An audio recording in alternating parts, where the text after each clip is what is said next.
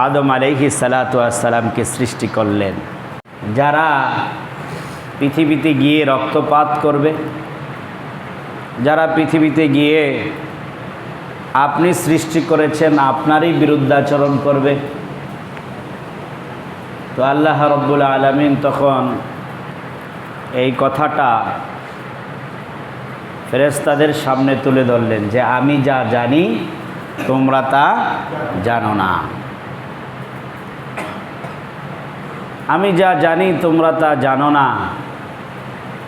এই কথা আল্লাহ ফেরেশতাদের মাঝে বলার পরে সমস্ত ফেরেশতারা আল্লাহর এই সিদ্ধান্তকে মেনে নিলেন যে আল্লাহ রাব্বুল আলামিন কুল কায়নাতের সৃষ্টিকর্তা, তিনি যেটা ভালো মনে করেন সেটাই তিনি করবেন। আর আল্লাহ রাব্বুল আলামিন জানেন পরবর্তীতে আইসা তারা আমার খেলাফ কাজ করবে, এটা আল্লাহ জানেন। আবার আল্লাহ এটাও জানতেন যে পৃথিবীতে এসে তারা রক্তপাত করবেন, এটাও আল্লাহ জানেন।